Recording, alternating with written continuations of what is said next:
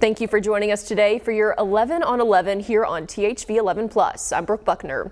Earlier this year, during his State of the City address, Little Rock Mayor Frank Scott Jr. said one of his focuses would be using a holistic crime reduction approach. Earlier this week, the city said it's working, with overall crime down 22% and violent crime down 15% so far in 2025, according to Mayor Scott. THV 11's Catherine Rowley talked with the city about the efforts and it's contributed to these success. A focus on targeted patrols in high crime areas, as well as a balanced approach of making certain that we have things for our youth and our young adults to do through prevention, intervention, and treatment programming. That is what Little Rock Mayor Frank Scott Jr. says is the holistic crime approach that the city, along with the Little Rock Police Department, has been using. We really had a lot of great efforts with our Summer Youth Employment Opportunities Program, a partnership as well called Career Climb with University of Arkansas Pulaski Technical College, our Parks and Recreation Department that had over 47,000 interactions this year. And it shows that when you give our youth something to do, it helps lower down crime. And alongside the programs, the Little Rock Board of Directors have also voted in technology like ShotSpotter for the LRPD.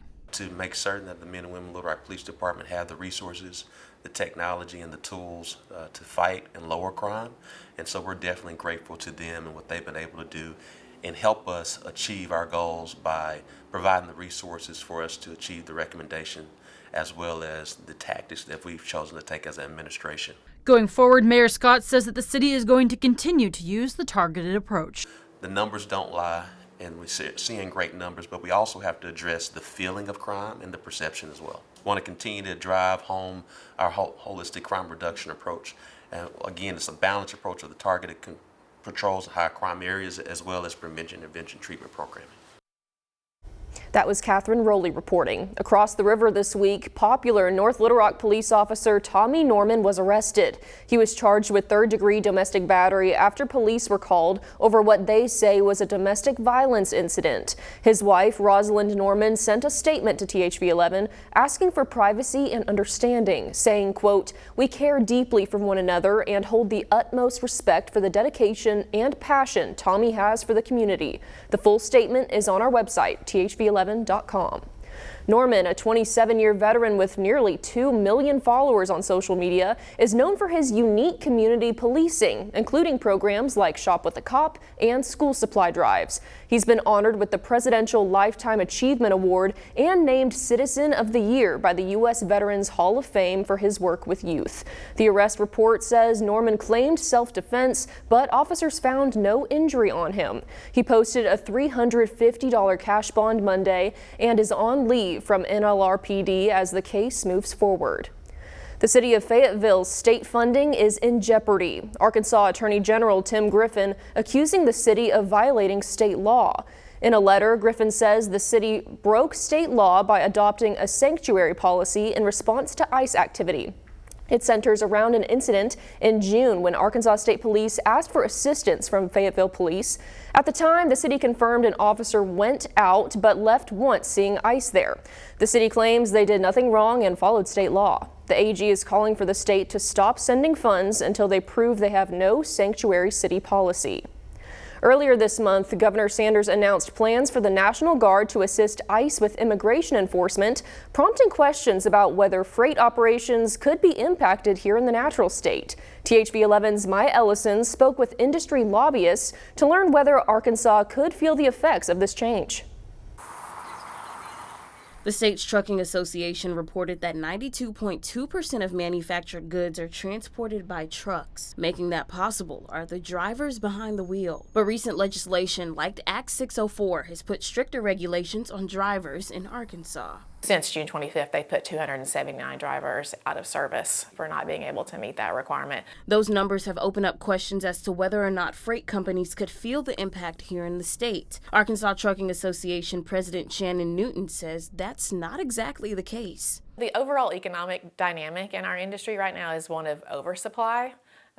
So our industry is actually looking at almost 3 years of recession-like environment. And because there are more drivers than needed, Newton says driver availability hasn't been an issue. Instead, she says the main focus is making sure that qualifications are met. So our position on immigration is really indifferent to that. Like, our position is the driver qualified?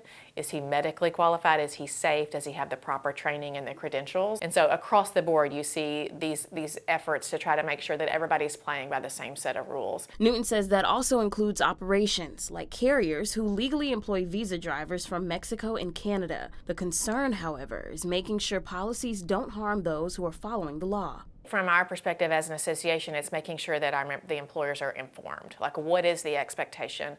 How do they become compliant? How do they ensure that the drivers that they're hiring do have the appropriate credentials? Steve Good with the Arkansas Retailers Association shares a similar view. He says while driver shortages aren't being felt in the state, they hope to ease concerns. We're hiring folks that there are no issues with, so there is no fear in our retail stores.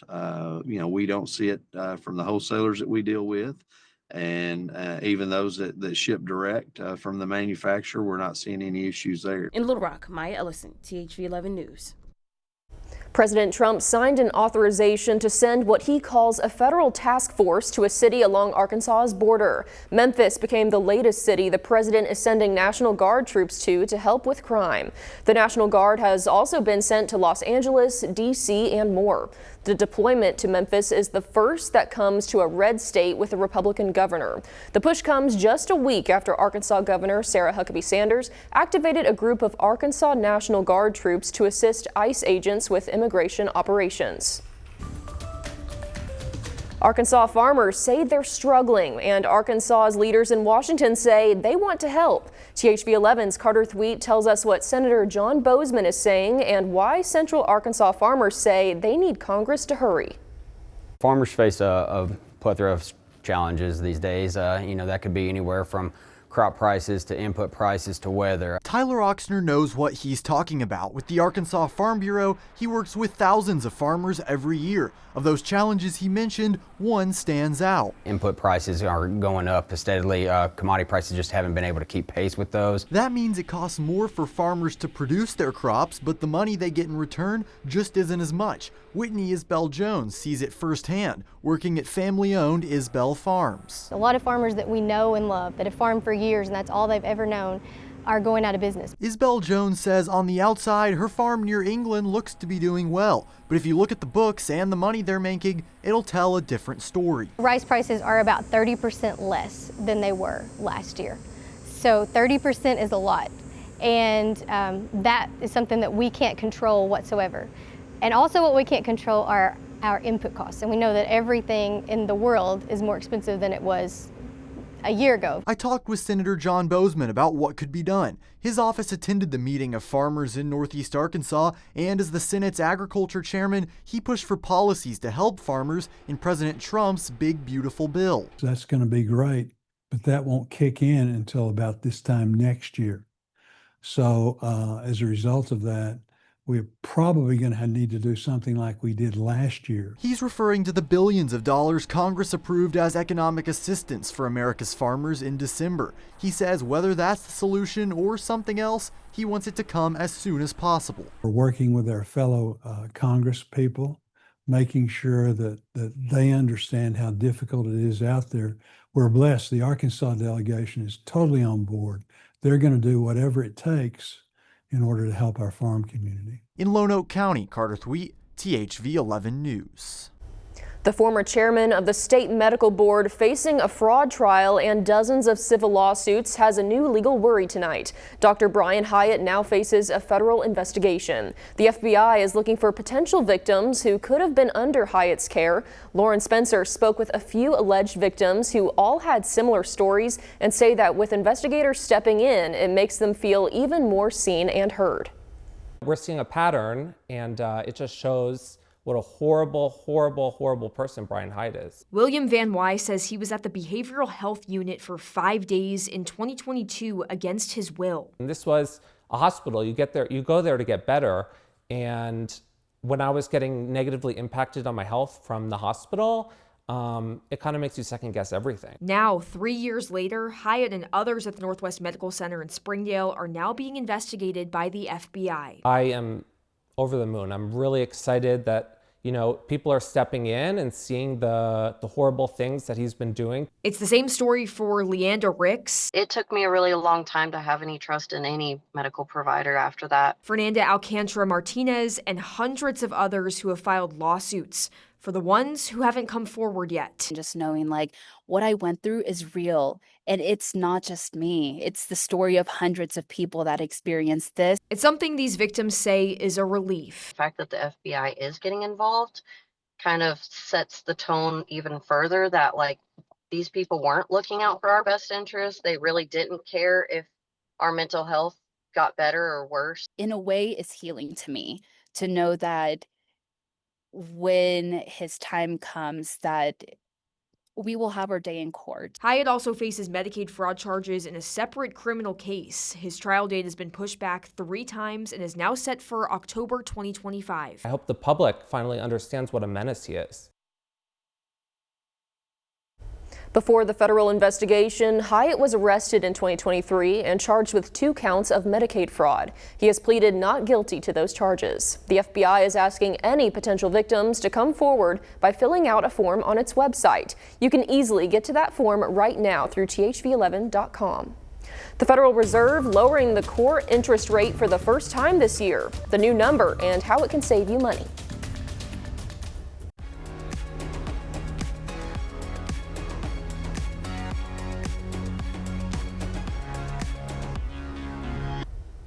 A major decision from the Federal Reserve this week as they cut interest rates for the first time this year. They lowered the baseline interest rate 1/4 percentage point, now at about 4 to 4.5%. This time last year, rates got as high as 5%. That reduction means it's slightly cheaper to borrow money, bringing down rates for credit card interest and car loans. Fed Chair Jerome Powell says the central bank is still watching how tariffs may drive up prices.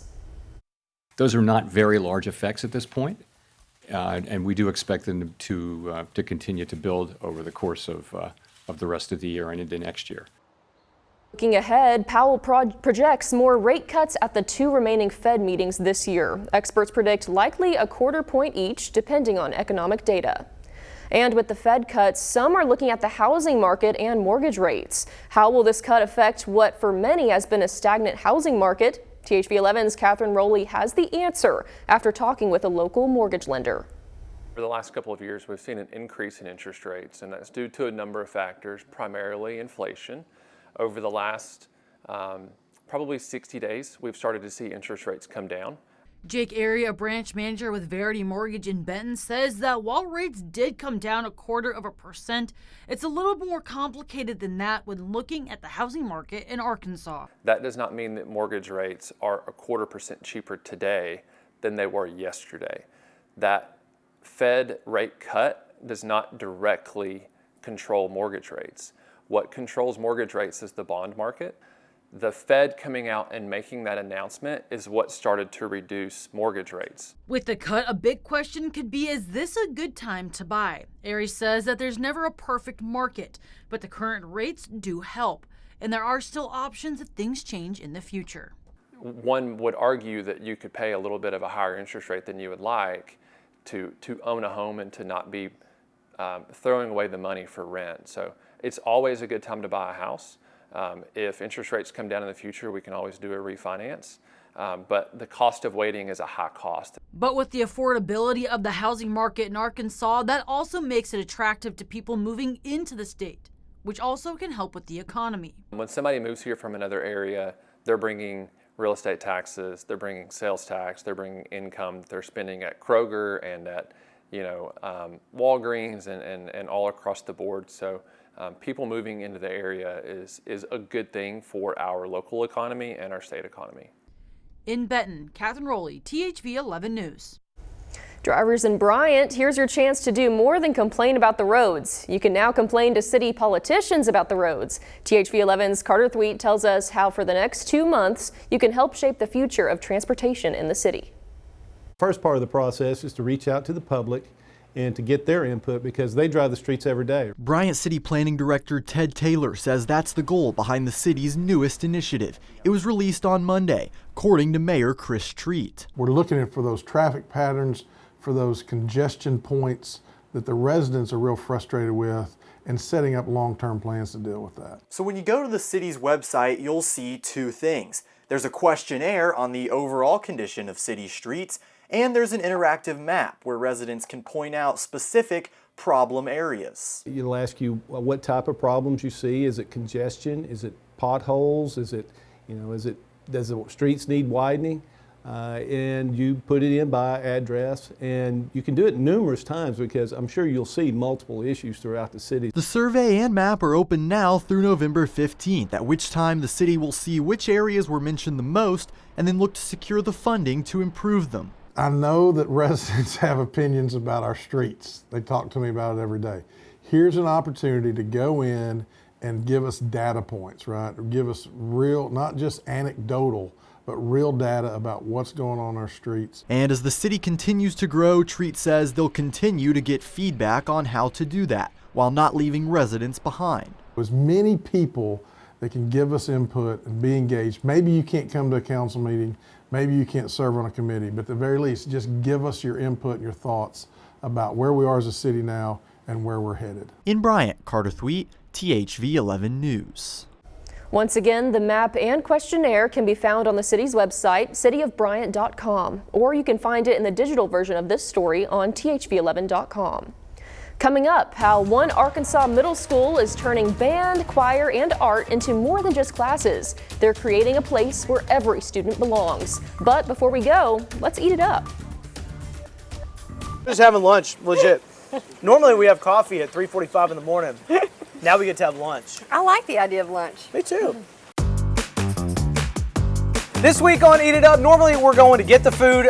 This week the food is coming to us. I'm with Tracy Bean in the Weather Garden. Are you ready for a little Spud Love? I am so excited about this. I had no idea you could do this many things with a potato. There's a lot of ingredients. I can't wait for you to see. Had no clue. This is a food truck based out of Conway. They came to us this week. So what do you say? Let's eat it up.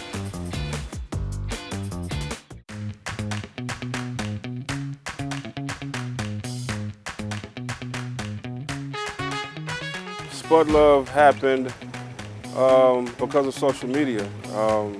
Left my job in 2019. One day I wanted a loaded potato and didn't want to go to a local place that we have there, so I went to Kroger and bought potato and got some meat and cooked it. And you know what we do, we post our food on social media, so I took a picture and posted it, and man, it went crazy, and people were just, "Where'd you get that?" And I said, I made this, and the rest is history.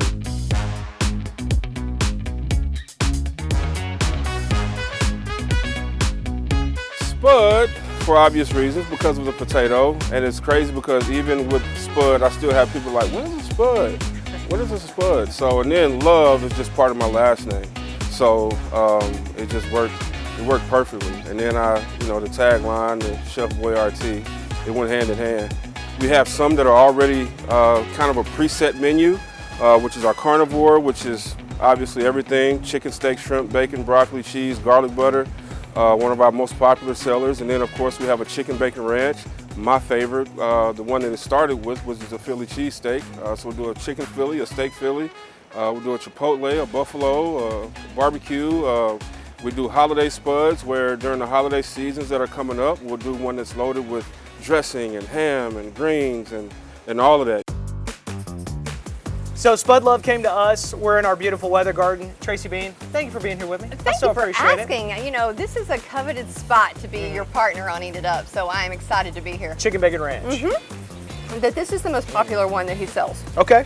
So, and I can see why. I got the carnivore, which I was fired up about, because I got chicken, I got bacon, I got cheese. There's some steak in here too. I mean, hey, he knows me so well. Artie, thank you, sir. The creativity, it's such a simple idea. Yeah. The creativity he comes off with just one simple idea. Artie, sir, Chef Boyardee, you are a genius. We do this every day for lunch. I love this idea. I do too. We can just get the food trucks lined up, see what we can eat. We just call a different food truck every day. That's right. Eat lunch. Right before you do the noon. Hey, Ashley. Yeah, Guess what you missing missed? out. Guess what you missed, Ashley? Karen was off. She gets a pass.